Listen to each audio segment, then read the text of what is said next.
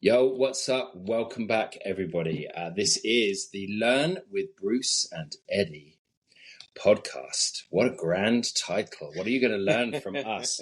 So you might have heard our introduction podcast. If not, go check that out if you want to know who the bloody hell these two dudes are and why do they think they can teach me anything. We have lived experience. We do this for a living. We're both coaches. This is episode 1 and we're going to cover strength training. We're actually going to cover training and exercise in a part 1, part 2. So we're going to touch on cardio in part 2, but we're going to break this down because maybe you're here just to learn about strength training. So we're going to try and cover in about 15-20 minutes what is the pertinent topics or issues or knowledge that we think people can maybe benefit from with regards to strength training. Some of this stuff you might be familiar with already. Some stuff you might not be. You might just want to listen to our take and our perspective. So, of course, I'm joined again with my brother here, Eddie. What's up? And yeah, so strength training, Eddie. We actually just quickly were like, what are we going to talk about? And then Eddie literally just barreled into this awesome stuff. And I was like, whoa. And then I hit record. So, Eddie, strength training. Why the hell should we do strength training? Well, I think that's one of the most important things in all aspects of exercise is find the why. And a lot of people, I was about to say a lot of men, but a lot of people get into training because of aesthetics. They want to look a certain way. Fat loss, right? Yeah. Fat loss, or men want to get bigger, or look a certain way in a tight t-shirt. And I've been that guy. It's how I got into training. I got into it through bodybuilding, but bodybuilding didn't serve my body, ironically, and it didn't serve my mental health, because when your goal is aesthetic, the goalposts keep changing. You're never happy. You can always have less body fat. You can always have a bigger muscle. It can always be more defined. So it's a bit like a rabbit and a carrot, I feel. So what I help people do is find their why with their training, right? So why do we strength train? We train to be fucking strong. Because life is hard. But wherever you come from, whatever background you have, and wherever you're going in life, you're going to have adversity. And I feel we need to be strong to face adversity. And a lot of strength starts physically. Once you feel physically strong, it's easier to start to build mental strength. Because strength training will also increase your resilience. So why do I want to be strong? So I'm 38, going on 39. I've got 3 children. I want to be able to pick my kids up, right? I've got a 4-year-old, a 2-year-old, and a baby girl who's 3 months old. I want to be able to pick all of my kids up and walk with them for long distances. I don't want to be that dad who can't pick up his kids. I want to be able to help my wife with the shopping bags and take all of the bags at once and not come up and down the stairs with multiple bags. I want to be able to make love to my wife without being out of breath, without not being able to have this strength or stamina to deliver an experience for her. So there's multiple reasons. I want to be able to get up and down from the floor without grunting and groaning. Finding the why is really important, and often we can get hung up on the program, the how. How do we do it? And there's so much information out there. So one P2 is right, you have to do this particular amount of reps, this particular amount of sets. And another PT will tell you something completely different. Right. So let's help people make sense of some of that stuff. Yeah. So you touched on a load of stuff there, which I need to go into a bit more detail. First of all, have you picked up all 3 of your kids at the same time? Yeah. Of course you have. So how are your kids? They're 4, 2, and 3 months. So that's quite a collective amount of weight, no? It's a lot. Yeah. The other day I had my biggest boy on a sling on my back, and then I had my smaller boy, my 2-year-old, on my front. It's called it's called rocking. When you the US Army uses, I think most armies use this. It's when you fill up a big backpack full of weight and you walk long distances. It's called rocking, and you guys can research that as well. So take notes as you listen of things to look into. But rocking is one of the best forms of exercise you can do because it's the split between aerobic and anaerobic, right? If you're doing too much anaerobic fitness, you lose muscle mass. and vice versa. So you need to find something that's in between. Aerobic. Sorry, aerobic. Yeah, Too much aerobic, you need a muscle mass. So you need anaerobic fitness. That's why runners, obviously, they look skinny, right? Yeah. So you run for a long time, your body's going to eat into whatever fuel source there is, and if it's muscle tissue, it's muscle tissue. Yeah. And if you're walking with added weight, you're going to preserve your muscle, and maybe even possibly build muscle as well. So I just bought a rucking pack from Decathlon. Yes. They sell them there. Epic. They're not even that expensive. I think mine's only. I think you can get them. Some people might be aware of this Goggins guy. He's like a Navy SEAL, and like they ruck all the time. Yeah. I think they ruck with something like 30 kilos on their back for like miles. This one you can buy from Decathlon is like 5 to 10 kilograms. That's all you need. Yeah. So, and I did some research on that, and I think so. Let's say I'm 100 kilos. I'm not 100 kilos. I'm more like 91, 92. Although I had a big couple of days, so maybe a bit more. But anyway, so let's say I'm 100 with 5-10 kilos on my back. I'm going to burn 5-10% more calories. However, I've also heard that it's actually maybe like twice as much. But I think the fact is that PTs and health people, they go on about steps, loads and loads and loads. For me, I think it's kind of bollocks. I just think it's about being consciously more active. Yep. If that means when you go for a walk, you just strap on, your kid, or if you don't have a kid, which I don't, a rucking pack, you're going to be stronger in your back, you're going to be stronger in your core, you're going to be stronger through your body. But yeah, anyway, so we digress, but I love the fact, you've just like touched on rucking, because I've got this rucking pack upstairs. I haven't used it yet, by the way, but I will do. Let's go for a ruck. Yeah, we should. So yeah, but what other? So let's actually just start with like the kind of the basics in terms of like why people should strength train. So Eddie mentioned there brilliantly, like the runners, and they have a very skinny. They tend to have a skinnier physique, right? They're light. They're doing long distances. So strength training will develop lean muscle. So why do we want to develop lean muscle? So we mentioned like a lot of people, they come into exercise because they want to look better. And that typically means they want to lose a bit of body fat, me included, by the way, right? I'm 42 years old. At some point, my metabolism packed up its bags and fucked off. Thanks very much. So now I'm just left to try and like keep this body in check. And I love flapjacks. I like non-alcoholic beers. I don't like the alcoholic ones so much anymore because they make me make bad decisions. But, I like, there's lots of things out there I like to eat. So I have to keep my body composition in check. And one of the best ways that you can do that is by developing lean muscle. So the reason why that is effective in terms of managing your body composition is the more muscle you have, the more energy you are burning at rest. So this then allows you to essentially have more calories or be more easily and fall into more easily a calorie deficit. So that means you're burning more calories than you are putting inside your body. And then guess what? Through that equation, your body has to turn to another resource, and it turns to fat.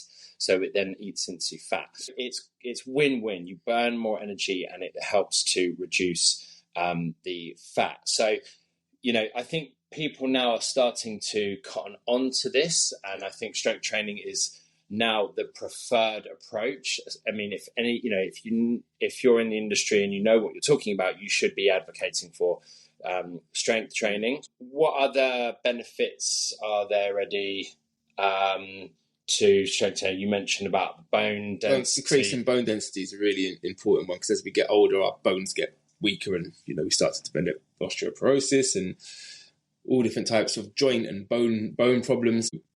By adding weight and lifting weight regularly, you're going to increase not just your muscle mass, but your bone density as well. So it's going to keep you feeling younger for longer. And by the way, just also, you unfortunately, not only do your bones get weaker, but also our muscle tissue, we start to lose muscle tissue as we get older, especially when you get up to, my nice ripe old age. I'm now probably in the middle of my life. And so my body is going to be losing muscle tissue. So I have to then teach it to offset that by maintaining or adding muscle. So I just have to basically, reverse hack it and say, well, I don't care if you think I'm getting old. I'm still lifting weights and I'm going for it. So my body has to just adapt to that new norm. So the bone thing, the joint thing, anything else? Mental health. It feels good to be strong. Yeah. When you're lifting a lot of weight and you're feeling strong in the gym, you feel good when you're walking around. And also strength training is going to affect your hormones in a positive way. It's going to help you for men and women, because women need testosterone as well. But for men, it's going to boost your testosterone. And as you get older, testosterone starts to decline pretty rapidly. But you can manipulate that and hold on to your testosterone by lifting heavy shit. Yeah. Again, you can reverse engineer your body. Yeah. So I think that's a really, and also, you mentioned about having, being able to satisfy your woman, right? Or, whoever's listening to this, whatever your sexuality, whatever your preference is, or even maybe you're asexual, in which case, sorry, you'll just have to not listen to this bit. But, we all want to satisfy our partners. The other thing about strength training is your sex drive goes up. Yeah. So you want it more. I'm going to be open and honest because I think it's really important to be open and honest with these discussions. I went through a period in my life where I had ED. If you don't know what ED is, it's erectile dysfunction. Of course I did. I was drinking loads. I was smoking lots. I was doing lots of cocaine. And that is a really unpleasant place to be. If anyone's listening who's been there, you'll know. It's just like emasculating and it's horrible. And I can talk about it now because, I've got through it. But, strength training increases our libido. I mean, that's got to be one of the greatest perks. Certainly that isn't talked about maybe enough. But you also talked about, mental health. There's obviously, for me, I can remember a stage in my life where I was just really self-conscious. I knew I was a bit of, unfortunately, in inverted commas, a mess.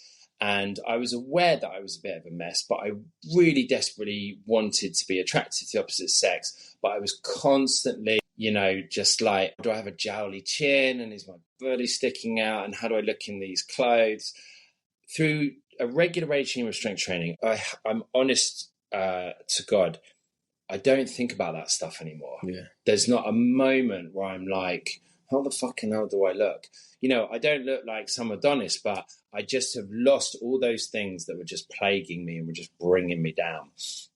And by the way, those things will drive then, negative behaviors in my experience. Yeah. If I don't feel good in myself, I want to take comfort from food, from drugs, from being a prat, from trying to get attention. I'm just not as cool a dude. Mm-hmm. So I think there's the physical thing, but then there's also like how you come over to the world. Is that the right way of saying it? Or, your demeanor, your sense of just like assuredness, I think it is. Yeah, it's how you present yourself, isn't it? And I think you touched on something really important there, is feeling. And, in my introduction, I said I help people move, feel and live better. And I think it has to happen in that order, right? We begin to move our bodies, begin to gain confidence and a little bit of strength. Maybe some body fat drops down, so you begin to feel better.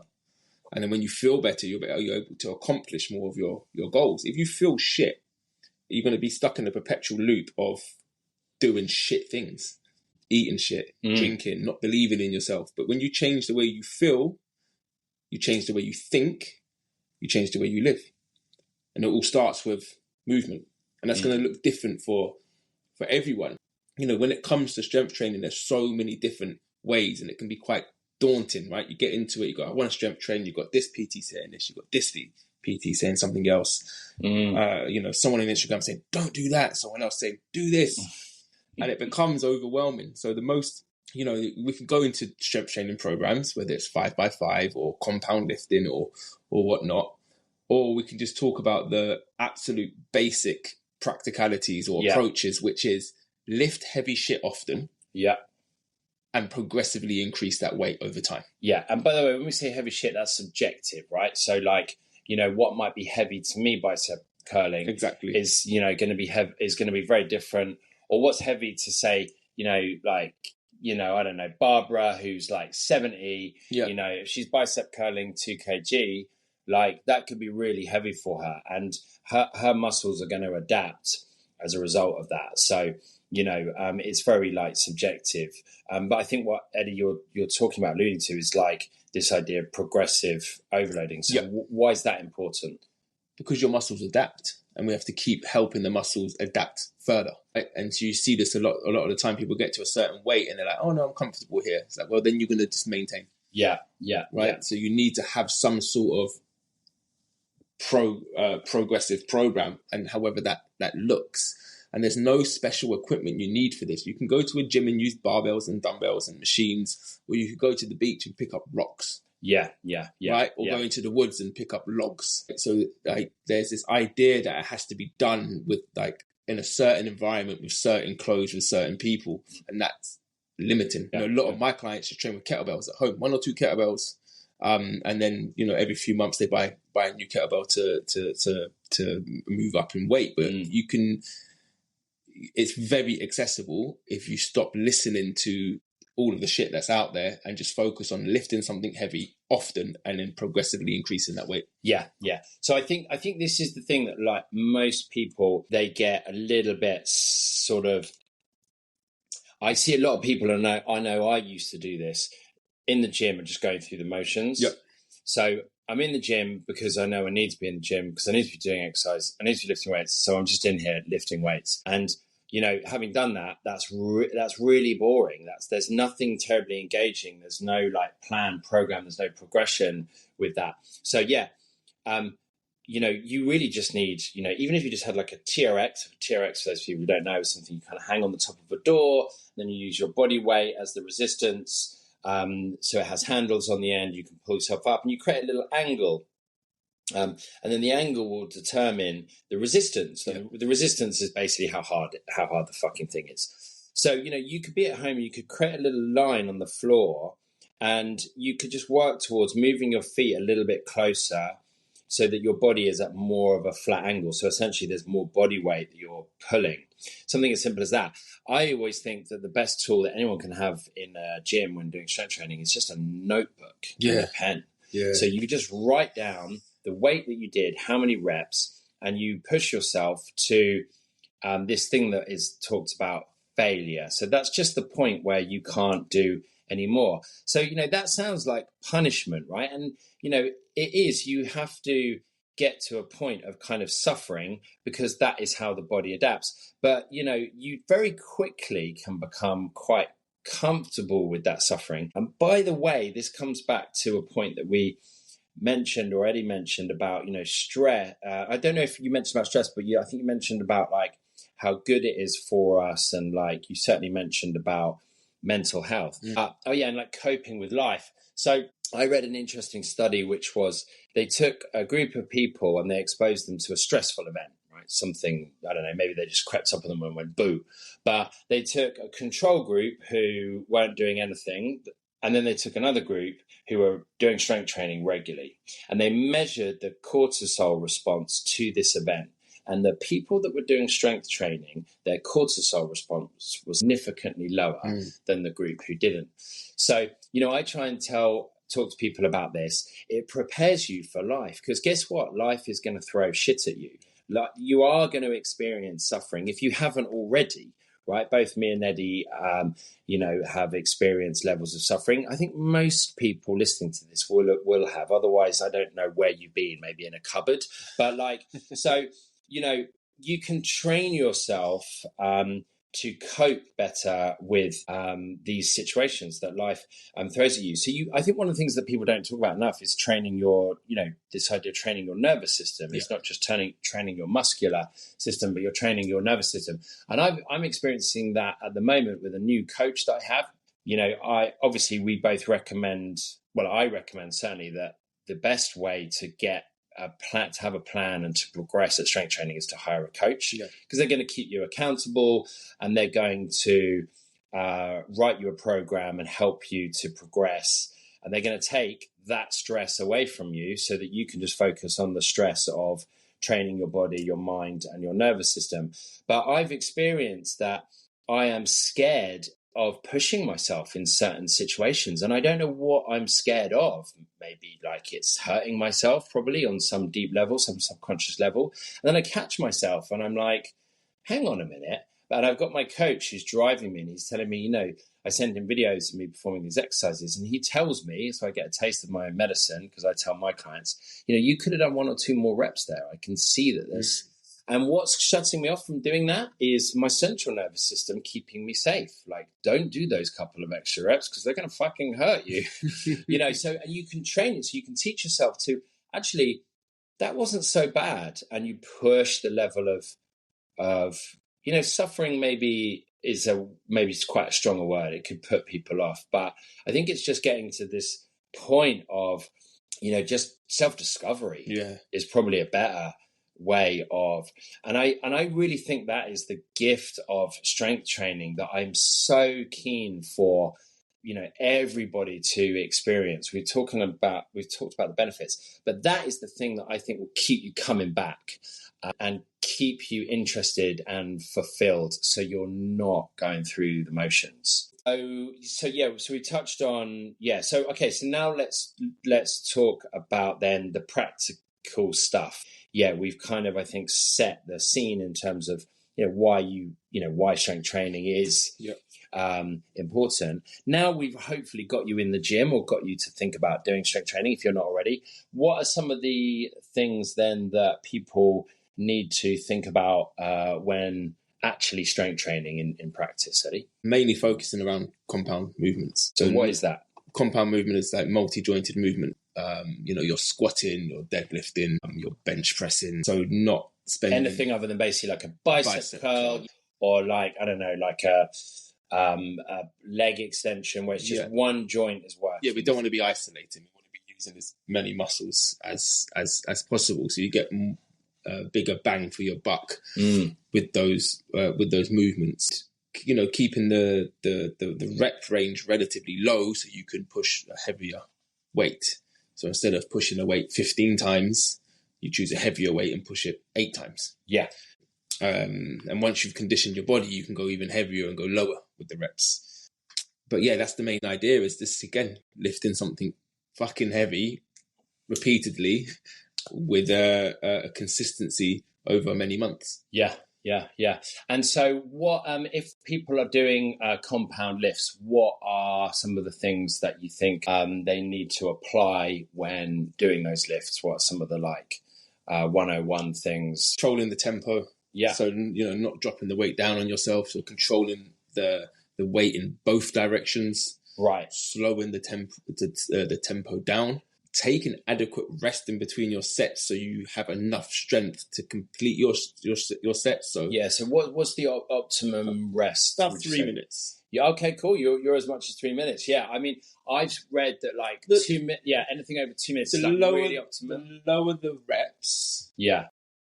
So the lower the reps, the higher the weight, the longer the rest period. Yeah. So if I'm doing 5 reps, I'm resting 3 minutes, so I can get the 5 reps. If I'm doing maybe 8 reps, I'm resting maybe 2 minutes. Yeah. So the heavier the weight, the lower the reps, the longer the rest period. Yeah. The lighter the weights, the more reps, the shorter the rest period. Right. And we're not just resting our muscles, we're resting our nervous system. Because when you lift a heavy weight, it's taxing on your nervous system. We want that tax. Yeah, for sure. Yeah. And there's energy systems in our body. There's obviously the one that we get from oxygen, aerobic, what everyone knows about. But we also have these other energy systems which are responsible for more like intense, short burst activity, and they reboot in a shorter period of time. So that's then it allows you to get that intensity back into the exercise. So yeah, cool. So the tempo and the control. So why is control really important? To keep you safe. Keep you safe. Yeah, that's the got to be the main objective, hasn't it? Most people, we're trying to get healthier, not like ourselves. Yeah. Most people injure themselves in the gym by being silly and not controlling the weight, or the last, on the last rep, they check out almost as they're putting the weight down, and that's when they hurt their back, that's when they hurt their shoulder. Yeah, exactly. Yeah. So it's being, fully present with yourself when you're training, and that's why it's good to find your why. You said about going to the gym and going through the motions. I've done that before now. But when I'm training, I'm thinking about my kids. I'm thinking about the reason I'm fucking there. Yeah.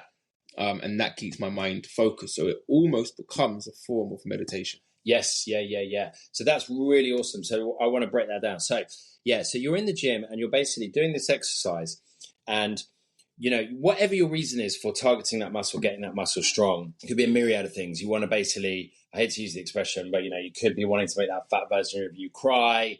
You hear this expression banded around the gym, or you want to be parent or good grandparent and be able to pick your kids up the floor. You want to feel self-confident, whatever it might be. But that is your motivation. That's the reason for getting that muscle strong. And then when you're doing the movement, if you can attach your mind to this thing called mind-muscle connection, if you can really think about working that muscle, and when you're in the movement, you will feel the muscle, especially if you do it slow. That actually is as you quite eloquently put, is quite a meditative state to kind of be in, this connection with our body. We're going to talk about in a subsequent episode like yoga and the importance of kind of residing more in the body. But, the thoughts will dissipate, the thoughts will go away, and you will just be in your body, and you will be focusing, or you should be focusing, on the muscles that are working, the joints that are working. How's your core? Is it tight? Is it protecting your lower back? What are the other muscles? Like if you're doing a squat, are your glutes, on and not relaxed? And so everything feels, tight, controlled, activated is probably the best word, right? It's going to keep you safe. But I think that's why a lot of people, when they go to the gym, they talk about it as a stress relief. Mm-hmm. Because suddenly all the problems of the world, I know when I used to train with like banging music, and every now and again I put a bit of rap music on if I feel like I'm chasing a PB, but something a bit gritty. Quite a lot of the time now, I don't have anything in my ears. Yeah. And I'm just present to the fucking movement. Plus I've got to answer various people who want to come over and ask me how many sets I've got left. So I'm taking my earphones out. But, there's also like a nice social aspect. But anyway, I digress. So cool. So control and tempo. So let's talk about tempo. And you talked about the different phases. I don't know what the correct word is. Most people think of, let's take a bicep curl. So everyone can imagine a bicep curl. You have a bar in your hands and you're pulling it up towards your body and it curls, right? Hence the name. Now on the way down, what do? Do you drop and let the weights fall? In which case gravity is doing all the work.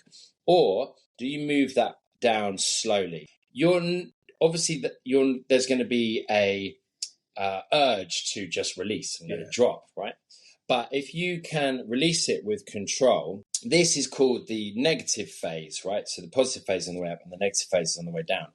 I have read studies that show that phase is more important. So again, they took two groups. One group, they just did the upward phase. One group, they just did the downward phase. Same weights, same, control group people, what have you. And those people who did the way down, their muscles actually developed more than on the way up, which is counterintuitive for most people. But, you're obviously doing both, but it's optimum then to make sure on the way down, on the negative phase, and you can think about this in any exercise, and it's usually gravity, it's usually, the path of sort of least resistance, I guess, but you create the resistance by slowing. So the muscles have to work even though they're lengthening, they're not contracting. So that is a really important point. And also to your point, Eddie, it stops you getting fucking injured, because that's where you're going to just release and you're not going to have control, and there's more potential then for stuff to go wrong. So we talked about, a bit about approaches in terms of reps. I think that's great. I think that's something I encourage my clients to do, to gamify it, to try it. It then means that you're trying to beat yourself week on week. And I think most people have a competitive element within them. For some people, it just might be asleep and they need to wake it up. And I think that's where it comes back to whatever your motivation for doing your why, that should be the thing that then, right, this is my raison d'etre. This is why I'm doing this fucking thing. And then that is the conquest. And then you're going to each week try and beat what you did before. And then it's impossible to go through the motions. The motion is progression. The motion is forward momentum. So that's been a real game changer for me. And, you will, of course, after a certain period of time, want to mix things up, and that's natural. And to be honest, your body should be shocked. But the other thing I think, don't change it up like until maybe at least 12 weeks. Yeah, this is what most people struggle with. Yeah. 3 weeks in, they go, I've read another post or heard someone else say, this is better. Yeah. And this thing isn't working, but it's not working. It's just you haven't put enough time into it. And then you jump from program to program to program to program instead of just following something through. Yeah. And that's what you call discipline. Yeah, exactly. So when you first start something, it's brand new, it's shiny. I've got so much energy for this. And 2-3 weeks in, it's like, I don't really want to do this. But discipline is doing the things you don't want to do, even when you don't want to do them, right? Yeah. So I don't want to do this thing, but I'm still going to go and do this thing. That's how you build discipline. And that translates into other areas of your life. So when you can be disciplined to follow a 12-week program, you'll find your discipline when you're trying to be disciplined with your phone or trying to be disciplined with your nutrition or your studies, you will have more success there because it's off the back of being disciplined in your training. Yeah, right? yeah, so yeah. It feeds into other areas of life. Yeah. And this is when you hear about people who've changed their life through exercise. It wasn't the exercise that changed their life. It was the resilience and the discipline that they learned through a training program that changes their life. Yeah. And by the way, like people listening to this, we're all humans, right? We're like, everybody, has that thing where they know they should be going to the gym, and then that little voice in their head just goes like, yeah, but you could also just have this coffee or go and do that thing, right? So, it is a challenge, and it's, you have to, I think, find, that ability to just like take action and basically get yourself to the gym. And sometimes you are going to be bored, sometimes you are going to not necessarily progress, but usually if you can get through that, then there's this breakthrough waiting on the other side of this like sticky mud or like this like bit of resistance. So and I think those people who've done it for a while, they know that and they realize that. And that's what keeps them, going and gets them battle through. And also, sometimes you turn up to the gym and you just don't have the energy to necessarily push yourself to failure. But, our message is not necessarily that, you have, no pain, no gain or what have you. Like, get to the gym and do what you can. Sometimes, one of my favorite quotes is like, action breeds motivation and motivation breeds action. So, you don't feel like going to the gym, or you don't feel it, but then you get there, you start lifting weights, and then this energy comes. Sometimes it's the best one you've ever had. Yeah. The workout you don't want to do often becomes the best workout. Yeah. When you get there and you're like, fucking hell, where did that energy come from? And then you feel amazing afterwards, using that as evidence for the times, the consequent times afterwards when you don't feel like going. It's remembering, actually, I felt like this before and I went and I felt amazing. Yeah. So I'm going to use that as evidence to get my ass down to the gym. Yeah, exactly. Yeah. So it's just, it's like teaching yourself, and it's basically, And I think, getting a coach again is like a good idea, but also maybe if you can't afford a coach or you just don't want one, go and look at videos of how to perform these exercises correctly. And most gyms have internet now, and you can just look at it on your phone. And make sure that you're performing the exercise, or ask somebody in the gym, ask the big guys. It's usually the big people who have like quite a lot of experience and knowledge. And if you make friends with people in the gym, it can be a little bit of an easier place then to be, and you feel like you're a sense of belonging. So if you don't want to go and do strength training now, then I really don't know what else we can say. But but I think that kind of like covers like a lot of the stuff certainly that I wanted to like talk to or touch on. We could also talk about, you sleep better. I think your mood improves, probably as a result of sleeping better. There really are just like a myriad of benefits, but that doesn't mean that it's necessarily easy. I want to just like recognize and acknowledge, it is hard because it is work, and we do live in a very comfortable world today where we kind of have everything for us. We don't have to go to any extremes. We don't have to go and kill our food. We don't have to, build a shelter. We don't have to, live in a tree because of a threat of fucking wolves or whatever it might be. So, it is hard, but I think the way around that is by finding some kind of joy in it. And I think the joy comes from the self-discovery and, learning about yourself and surprising yourself. And by the way, maybe this is a good thing to close on, but I'm sure this is your experience as well, Eddie. I have clients who come in to do strength training for the first time, or certainly for a long time. And within 4, 5, 6 weeks, they're doubling the weight that they can lift. If you're starting from a low base, congratulations, you're going to have the fastest, quickest progression. I want to manage your expectations. It's not going to come without work and pushing yourself to make your body adapt. But, the challenge really comes when you've been doing it for years. That's where, how do I progress? But then you're already there, you're at the promised land. So anyway, we hope that was a slightly longer one today, but I kind of thought this is probably going to be the longest one that we do. So strength training, get into it. I hope this is useful, and go and look up those ruck impacts, and we'll see you next time. Any final comments, Eddie? Or if you want an easy life, do hard things. Yeah. That's it. Do the hard thing. That is a great place to end it. So big love, everybody, and we'll see you next time. Peace.